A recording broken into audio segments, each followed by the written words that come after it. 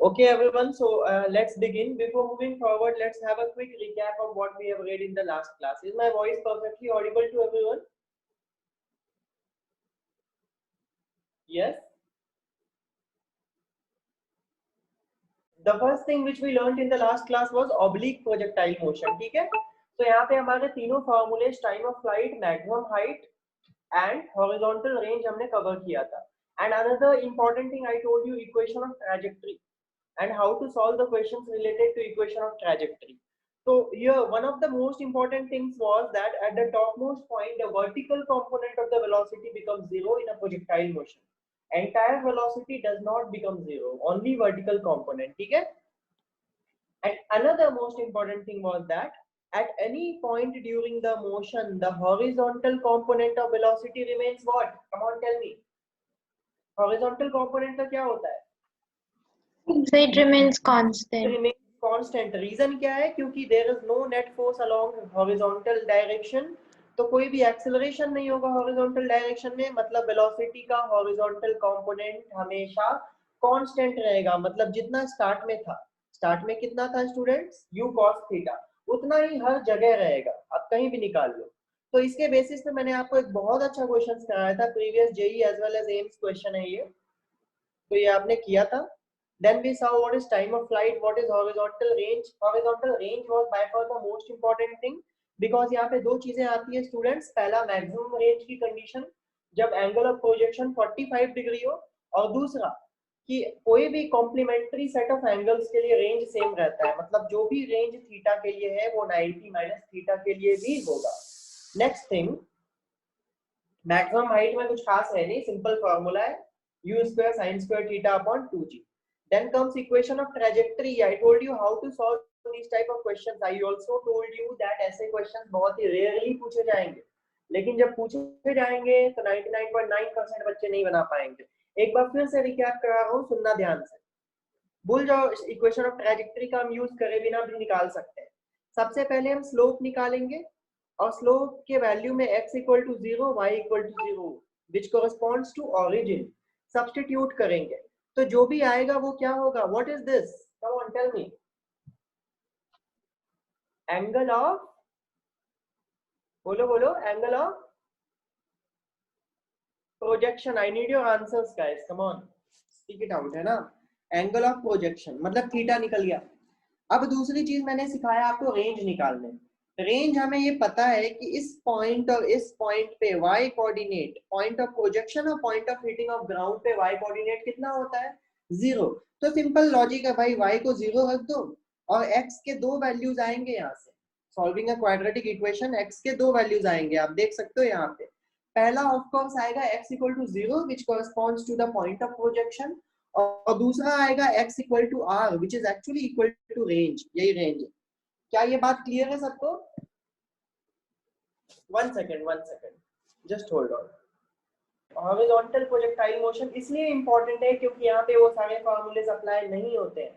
And I would never recommend you to remember these formulas. मैं तुम्हें क्या suggest करूंगा, इस मेथड को याद करो. फिर से रिवाइज कर रहा हूँ before going to problem solving, कि भाई अगर तुम्हें टाइम ऑफ फ्लाइट निकालना है तो s equal to ut plus half at square को किस एक्सिस के अलोंग अप्लाई करो? वर्टिकल एक्सिस के अलोंग अप्लाई करो. ठीक है, तो यहाँ से आपका टाइम ऑफ फ्लाइट निकल जाएगा.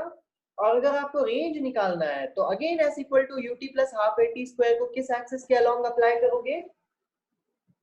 हॉरिजॉन्टल. ठीक है, हॉरिजॉन्टल. मैक्सिमम हाइट का कोई कॉन्सेप्ट यहाँ होता नहीं है. तो चलो स्टार्ट करते हैं क्वेश्चंस बनाना. सबसे पहले मैं आपको एक क्वेश्चन देने वाला हूँ, ध्यान से सभी सोच के बताएंगे. बहुत ही कॉमन क्वेश्चन है भाई. एक एरोप्लेन है, यहाँ देखो, एक एरोप्लेन कैसा होता है? ऐसा. An aeroplane is flying horizontally. Ground से कितना ऊपर है मैं बताता हूँ. It's exactly 490 meter above the ground. ठीक है. It is flying horizontally with what speed? ये भी मैं आपको दूंगा. Speed is 100 meter per second. अब क्या कर रहा है ये? It releases a stone. यहाँ पे इसने एक स्टोन को रिलीज किया. ध्यान से सुनना स्टेटमेंट को, रिलीजेस अ स्टोन, मतलब फेंका नहीं है, छोड़ दिया है।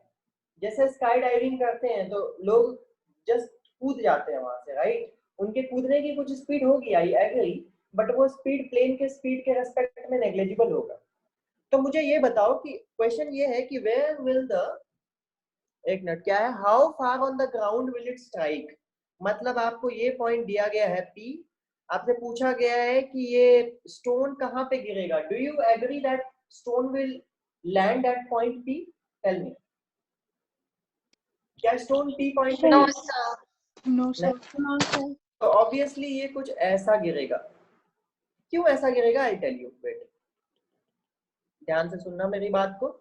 जब भी हम किसी चीज को एक मूविंग ऑब्जेक्ट से रिलीज करते हैं, रिलीज, सुनना ध्यान से, whenever we release an object from a moving object, उस ऑब्जेक्ट के पास ऑटोमेटिकली उस प्लेन की स्पीड आ जाती है।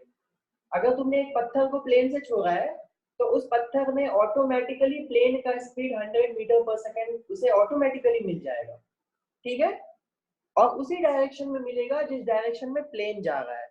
तो भाई ये प्लेन आगे की तरफ जा रहा था, मतलब इस स्टोन की इनिशियल स्पीड इसे भी कितने मिलेगी, 100 मीटर पर सेकेंड।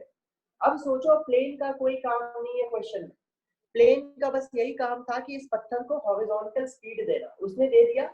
अब ये क्वेश्चन एक हॉरिजॉन्टल प्रोजेक्टाइल का है, तुमसे पूछा गया है how far the stone will hit from the perpendicular point, मतलब तुमसे ये पूछा गया है जिसे हम एक्चुअली में क्या बोलते हैं स्टूडेंट्स, रेंज बोलते हैं। करेक्ट है मेरी बात? Yes, sir. Yes, sir. यहाँ पे मैंने तुम्हें जी का वैल्यू नहीं दिया है, मतलब कुछ नहीं बोला है, मतलब 9.8 लेना है। अगर लिखा जाए 10 तभी 10 लेना। तो टाइम ऑफ हमें रेंज निकालना है, वेरी सिंपल थिंग। तो पहले क्या रेंज हम डायरेक्टली निकाल सकते हैं या पहले टाइम ऑफ फ्लाइट निकालना होगा? पहले टाइम ऑफ फ्लाइट निकालना होगा। फटाफट निकालो टाइम ऑफ फ्लाइट और मुझे बताओ कितना आ रहा है। Come on, you have 30 second. 0. So you got the time of flight. Now you again apply this expression along horizontal. So when you apply this along horizontal, this term will vanish. So s equal to s की जगह पे कितना है, range. ux कितना है students?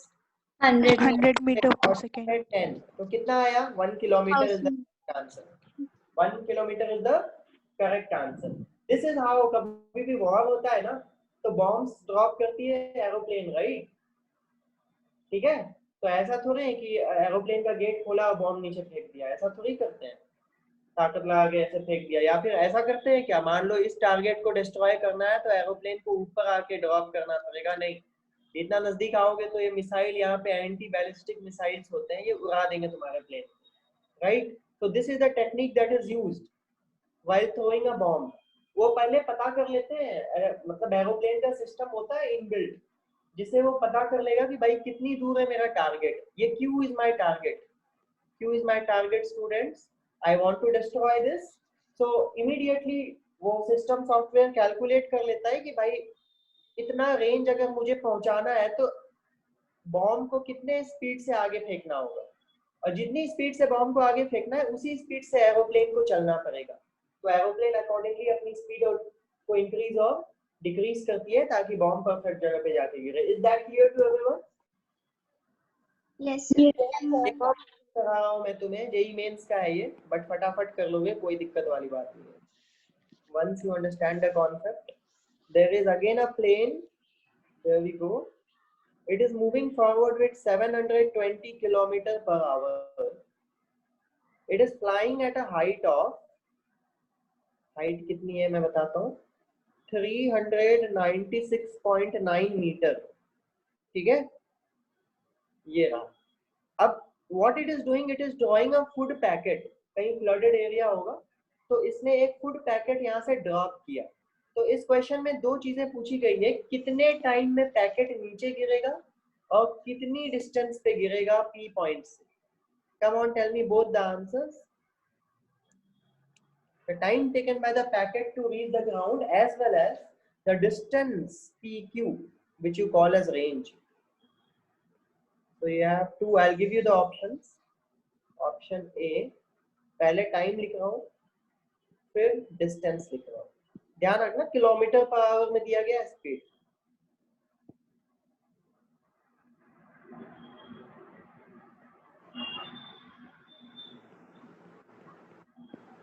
And these are the 4 options for you. Now you need to tell me which one is correct.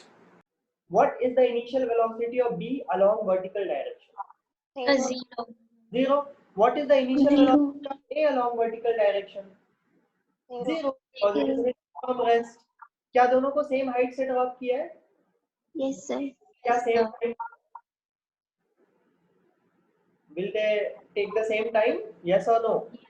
Yes, sir. Yes, sir. Concept को ध्यान रखना, कई बार पूछ लिया जाता है, असर्शन रीजन में कई बार पूछा गया था in AIIMS. Time taken by both the bodies to reach the ground is same. To reach the ground is same.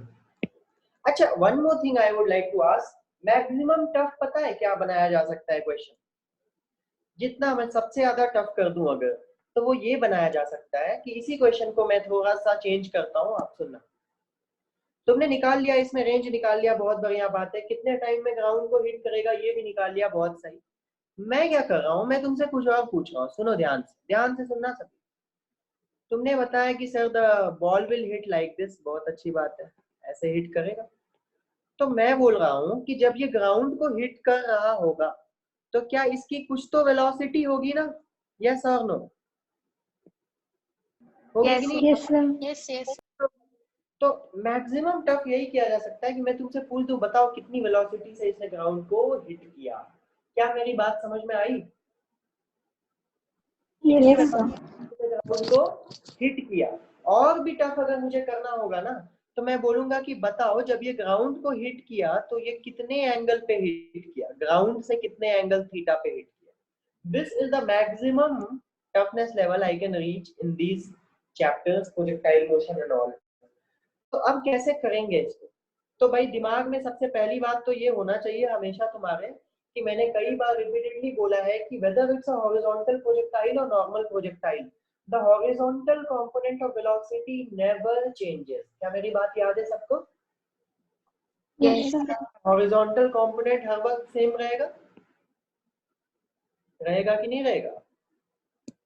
Yes, force है नहीं, तो दैट मीन्स कि इस पॉइंट पे जो भी इस वेलोसिटी का हॉरिजॉन्टल कंपोनेंट होगा, it will again be how much? 100, क्योंकि स्टार्ट में कितना था horizontal component? 100. Horizontal component is never going to change. However, the vertical component will change now. अभी मुझे ये बताओ कि स्टार्टिंग में वर्टिकल कंपोनेंट कितनी थी? स्टार्टिंग में कौन बताएगा? 0. बहुत अच्छे, 0 थी। 0. चलो एक मिनट रुको, मिट गया ये। हाँ, स्टार्टिंग में 0 थी, तो ऑब्वियसली यहाँ पे वर्टिकल कंपोनेंट कुछ तो होगा। And how do we calculate this vertical component? कौन बताएगा मुझे, कौन सा इक्वेशन मुझे यूज करना चाहिए टू कैलकुलेट दिस? सोचो।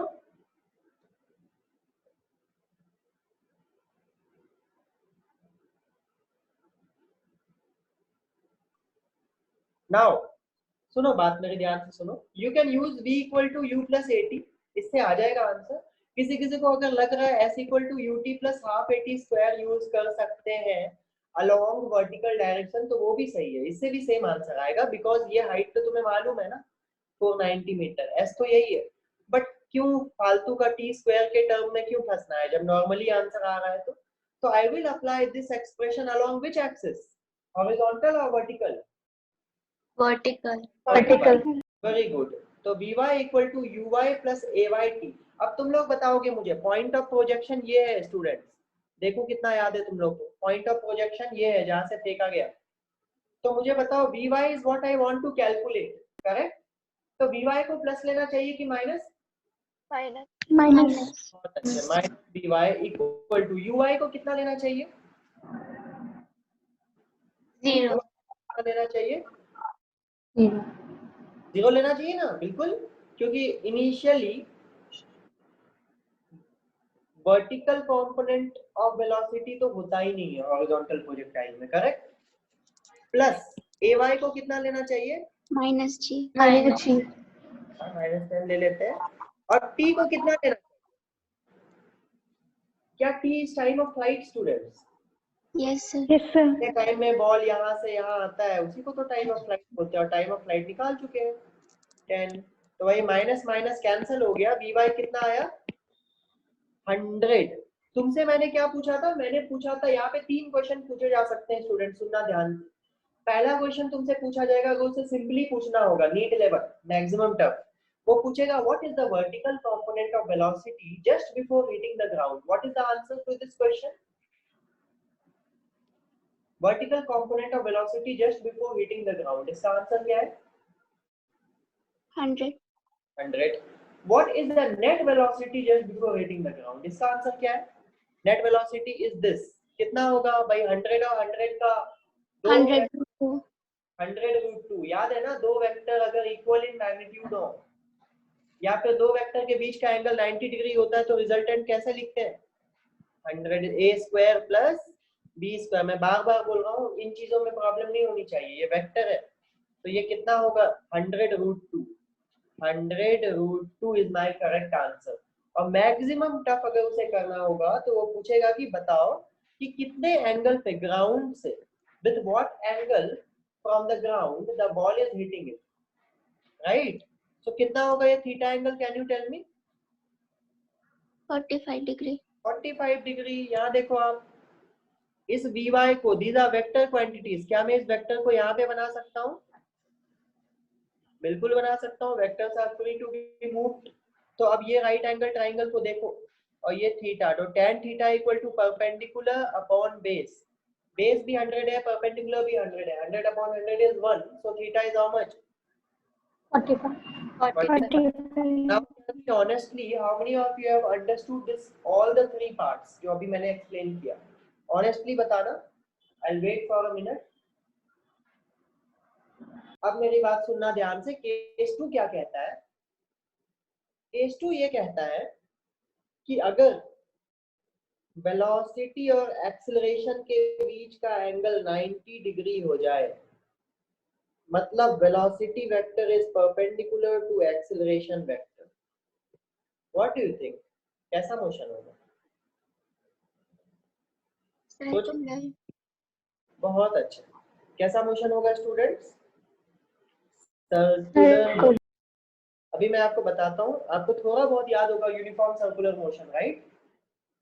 क्या यूनिफॉर्म सर्कुलर मोशन में सेंट्रीपिटल एक्सेलरेशन एक्ट करता था? Yes, sir.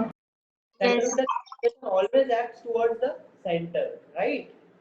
कुछ ऐसा सिचुएशन होता था student, see this diagram carefully, हालांकि मैं पढ़ाऊंगा इसको, बट अभी हम ट्रैजेक्टरी की बात कर रहे हैं। मान लो हम एक पत्थर को धागे से बांध के घुमा रहे हैं, तो इसकी वेलोसिटी किसी भी पॉइंट पे टेंजेंट होगी और the only force acting on the stone is tension force which is towards the centre. तो इस फोर्स के कारण एक्सीलरेशन भी सेंटर की तरफ ही होगा। ये क्या हो गया? Acceleration. This acceleration is commonly referred as centripetal और रेडियल एक्सीलरेशन। तो ऐसे सिचुएशन में आप देख सकते हो वेलोसिटी और एक्सीलरेशन हमेशा कैसे होते हैं? परपेंडिकुलर। प्लीज नोट करना इस वर्ड को, that whenever velocity and acceleration are perpendicular, the trajectory of particle is always a circular motion. ठीक है? Coming to case 3। केस 3 में आपको डिटेल में पढ़ाऊंगा इन ग्रेविटेशन चैप्टर, जहाँ पे हम स्केप वेलोसिटी, ऑर्बिटल वेलोसिटी वगैरह पढ़ेंगे। अभी मैं बता रहा हूँ आपको क्या है। अब केस 3 क्या है कि जो भी केस 1 और केस 2 में नहीं है वो केस 3 है। मतलब वेलोसिटी एंड एक्सीलरेशन के बीच का एंगल अगर थीटा है तो theta should not be 90 degree, theta should not be 0 degree, मतलब ये वाला केस पैरेलल केस, और 180 डिग्री मतलब एंटी पैरेलल केस। मतलब इन तीन एंगल के अलावा आप कोई भी एंगल ले लो, 0, 90 और 180, इन तीन के अलावा कोई भी एंगल ले लो तो वो केस 3 में आएगा। क्या मेरी बात क्लियर है सबको? Yes, sir. Yes sir. इनके अलावा कोई भी एंगल ले लो वो केस 3 में आएगा। तो उसमें क्या होगा मैं बताता हूँ। मान लो कि वेलोसिटी ऐसा है और एक्सीलरेशन मान लो कि ऐसा है, दिस इज द केस, ठीक है। कोई भी एंगल थीटा है, of course you can see this theta is an acute angle which is neither 0 degree nor 180 degree nor 90 degree. तो ऐसे केस में भाई एक ही पाथ पॉसिबल है जिसे हम बोलते हैं पैराबोला या फिर प्रोजेक्टाइल मोशन। क्या मेरी बात समझ में आई? आप देखो कोई भी प्रोजेक्टाइल मोशन में दिखाता हूँ आपको, कोई सा भी प्रोजेक्टाइल मोशन ले लो। चलो यहाँ पे एक ले लो, ये वाला, ये देखो, this is projectile motion. You can see velocity is like this students, this is the direction of velocity at this point. और एक्सीलरेशन किधर है? एक्सीलरेशन तो हमेशा जी नीचे की तरफ होता है ना। तो ये एंगल है इनके बीच। Can you see this angle is neither 0 nor 180 nor 90। बात समझ में आ गई? Yes, sir. बट अगर टॉप मोस्ट पॉइंट की बात करो ना, तो यहाँ पे वेलोसिटी इधर होता है और एक्सीलरेशन नीचे होता है। तो ये एक छोटा सा पॉइंट है जहाँ पे सर्कल जैसा होना चाहिए अकॉर्डिंग टू आवर केस 2। तो क्या सोच के देखो, top most point almost circular होता है। अगर छोटी सी जगह की बात करो, इतने से डिस्टेंस की, तो ये सर्कल का एक आर्क ही तो बन रहा है कि नहीं? Yes, sir. हाँ, तो इन तीन चीजों को याद रखना। और एक क्वेश्चन कराता हूँ, एक लॉजिकल क्वेश्चन है। मान लो एक बिल्डिंग है, ये पता है ये केवीपीवाई का क्वेश्चन है, but you will learn a very important concept from this. इसके टॉप पे एक आदमी है। अभी ये जिस प्लेनेट पे ये बिल्डिंग है ना, उस प्लेनेट पे एक्सीलरेशन ड्यू टू ग्रेविटी नीचे नहीं है। एक्सीलरेशन ड्यू टू ग्रेविटी नीचे की तरफ नहीं है। इस प्लेनेट का एक्सीलरेशन ड्यू टू ग्रेविटी, मान लो दो विंडो है यहाँ पे, लेट अस से here is one window and here is another window. So what is the situation? See here students, acceleration due to gravity in this entire region is like this. ध्यान से देखना, अर्थ नहीं है ये।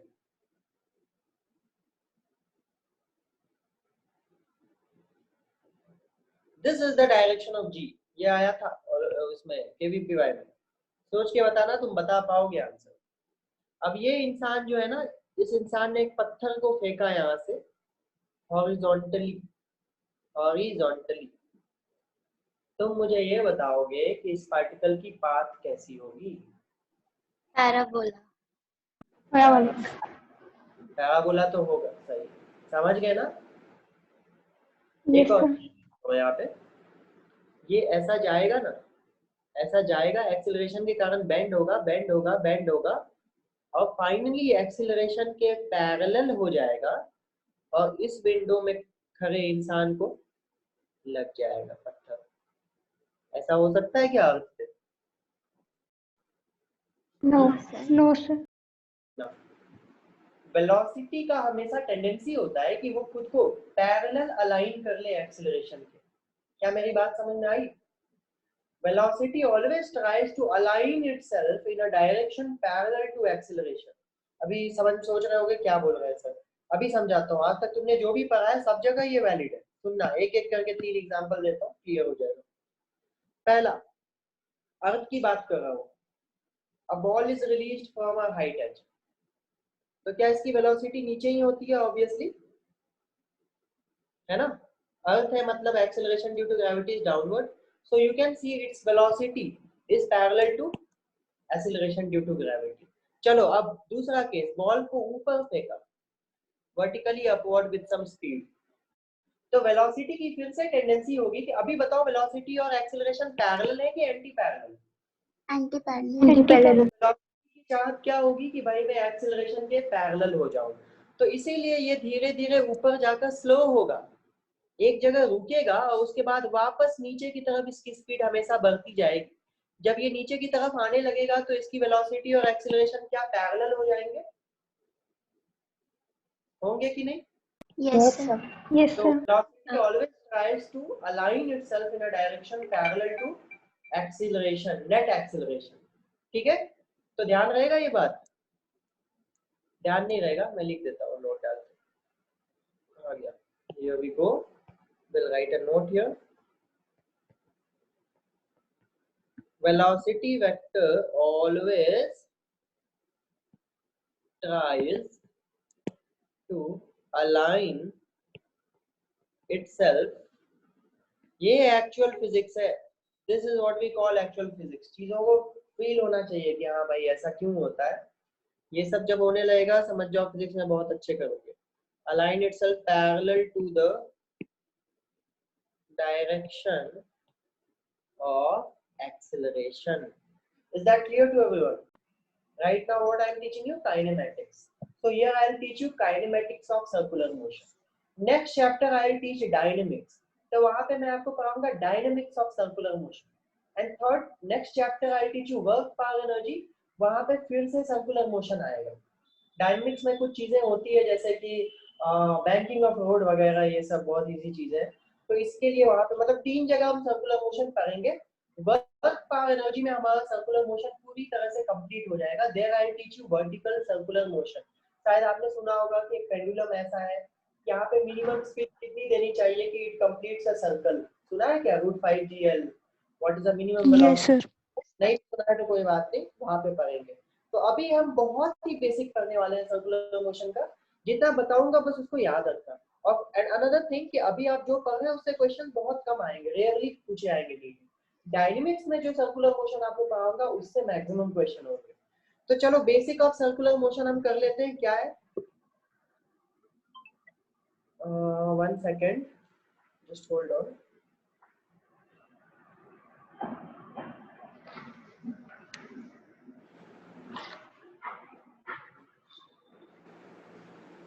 तो सुनो बात ध्यान से। जब मैं सर्कुलर मोशन की बात करता हूं तो obviously particle will move in a circle, इसमें तो कुछ भी नहीं सोचना। तो कुछ चीजें बदलेगी, कुछ डेफिनेशंस बदलेंगे, कुछ नई चीजें आएंगी। ध्यान से सुनो, एक एक चीज अच्छे से बता रहा हूँ, सुनो।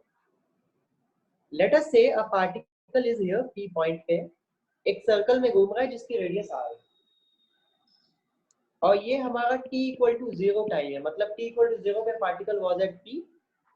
कुछ समय बीता, पार्टिकल एंटी क्लॉकवाइज घूम रहा था, मान लो पार्टिकल यहाँ पहुंच गया। p particle has reached here and this time is t = t। मतलब t टाइम इलैप्स हुआ है, पार्टिकल ने इतना लेंथ ट्रेवल किया, of course the radius is again r। और ध्यान से देखो तो उसने एंटी क्लॉकवाइज डायरेक्शन में थीटा एंगल भी तो ट्रेवल किया है। यस और no? Yes, sir. Yes, sir. In t time particle has traveled theta angle in anti-clockwise direction। Correct है मेरी बात? इस थीटा Yes, को sir. एंगुलर डिस्प्लेसमेंट, ठीक है? अब सुनो, एंगुलर डिस्प्लेसमेंट, अच्छा इसको एंगुलर डिस्टेंस भी बोल सकते हो। थीटा का यूनिट रेडियन होता है, डिग्रीज नहीं होता है, ठीक है? अब सुनो बात ध्यान से, यहाँ पे कई बार कंफ्यूजन आता है। एक ऐसा क्वेश्चन मैं तुम्हें दूंगा जिसमें तुम देखो लगभग सारे लोग गलत करेंगे, तो किसी से पूछना, मुझे पता नहीं तुम लोग भी शायद गलत ही करोगे। देखते, मैं तुमसे पूछ रहा हूँ that there is a circle, ध्यान से सुनना क्वेश्चन को। A particle starts from point P, it travels a complete circle in anti-clockwise direction and comes back at point P। मतलब ऐसा चला, घूम के वापस P पे आ गया। तो मैं तुमसे पूछ रहा हूँ distance traveled by the particle, distance traveled, the radius is r students। अगर मैंने डिस्टेंस बोला है, एंगुलर वर्ड यूज नहीं किया है, तो तुम्हें समझना होगा लीनियर डिस्टेंस की बात कर रहा हूं मैं। जल्दी बोलो, कितना distance, length of the path कितना ट्रैवल किया? Distance 2πr। Length of the path travel. बहुत बढ़िया। अब सुनो, मैं तुमसे पूछ रहा हूँ displacement travelled in one complete rotation. जल्दी बोलो। 0। बिकॉज़ इनिशियल पॉइंट और फाइनल पॉइंट सेम है। अब मैं तुमसे पूछ रहा हूँ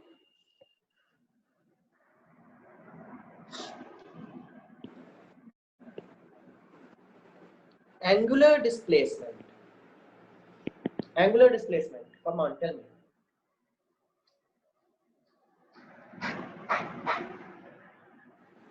एंगुलर डिस्प्लेसमेंट की बात करूं तो देखो पार्टिकल ने कितना एंगल ट्रेवल किया, क्या इतना यहाँ तक ट्रेवल किया?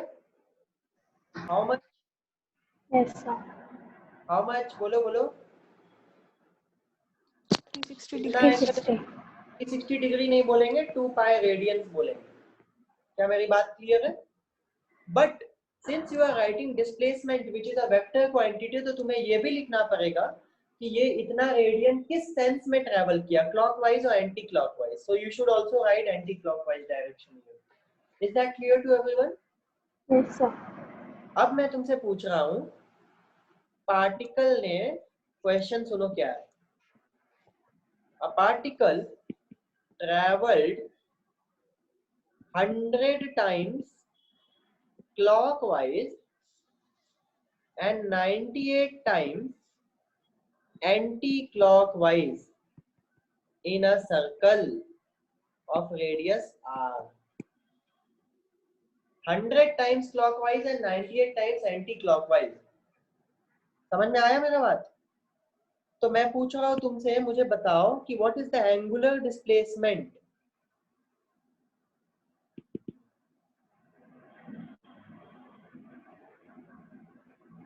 पहले 1 मिनट रुक जाओ, इस क्वेश्चन को बनाने से पहले मेरी बात सुनो फिर से। जब मैं तुमसे लीनियर डिस्प्लेसमेंट पूछता हूँ स्टूडेंट्स, तो you simply need to see the initial point and final point same है। पार्टिकल पी से स्टार्ट हुआ, वापस पी के आया, तो लीनियर डिस्प्लेसमेंट इज 0। बट जब मैं एंगुलर डिस्प्लेसमेंट बोलता हूँ ना, तो तुम ये मत देखो कि पार्टिकल ने सर्कल पे क्या चला, तुम ये देखो पार्टिकल ने एंगल कितना ट्रेवल किया। तो अगर इनिशियल से फाइनल पॉइंट आ गया, तो भाई पार्टिकल ने 360 डिग्री ट्रेवल किया actually. So that is my angular displacement. 360 degree corresponds to 2 pi radians. अगर किसी को रेडियन को कन्वर्ट करने नहीं आता है डिग्री में, तो मैं यहाँ पे लिख दे रहा हूँ ब्रह्मास्त्र। 2 पाई रेडियन में होता है 360 डिग्री, तो 1 रेडियन में होगा कितना? 360 डिवाइडेड बाय 2 पाई। इसको याद रखना बस, 2 pi radian is 360 degree, that's it. ये तुम्हें हमेशा कन्वर्ट करा देगा। Now tell me, if I say it like this, तो कोई पूछेगा सर तो फिर एंगुलर डिस्प्लेसमेंट 0 किस केस में होगा? तो मैं बोलूंगा एंगुलर डिस्प्लेसमेंट 0 तब होगा जब पार्टिकल ने यहाँ से एक सर्कल लिया एंटी क्लॉकवाइज और फिर वापस यहाँ से दूसरा सर्कल लिया क्लॉकवाइज। तो जो एंटी क्लॉकवाइज है उसको लिखोगे 2 पाई एंटी क्लॉकवाइज, और जो क्लॉकवाइज है उसको लिखोगे 2 पाई क्लॉकवाइज। अगर एंटी क्लॉकवाइज को प्लस में और क्लॉकवाइज को नेगेटिव, तो दोनों कैंसिल होके क्या हो जाएंगे? क्या हो जाएंगे? 0 बात समझ में आ गई अगर, तो तुम ये आंसर मुझे सही दोगे। टेल मी, एंगुलर डिस्प्लेसमेंट पूछा है मैंने। 4 pi 4 clockwise। pi. बहुत 100 टाइम्स क्लॉकवाइज को कैंसिल कर दे, यहाँ से 100 में से 98 टाइम्स क्लॉकवाइज को कैंसिल करेगा 98 टाइम्स एंटी क्लॉकवाइज, तो बचेंगे कितने? 2 टाइम्स क्लॉक। तो एक टाइम क्लॉकवाइज में होता है 2 पाई रेडियन, तो 2 टाइम क्लॉकवाइज में कितना होगा? 4 पाई रेडियन। बट यहाँ पे डायरेक्शन भी लिखना पड़ेगा clockwise. Is this concept clear to everyone? क्या तुम्हें एंगुलर डिस्प्लेसमेंट का मतलब समझ में आया? Yes, sir. Yes, अगर sir. एंगुलर डिस्प्लेसमेंट समझ में आ गया, तो एंगुलर वेलोसिटी और एंगुलर एक्सेलरेशन भी बहुत आसानी से समझ में आ जाएगा। अभी कोई क्वेश्चन अटेम्प्ट नहीं करोगे तुम सर्कुलर मोशन का, अभी बहुत चीजें पढ़नी है। अभी आप प्रोजेक्टाइल के कोई भी क्वेश्चन उठा लो, बना लो, जो भी डाउट्स हो लेट मी नो।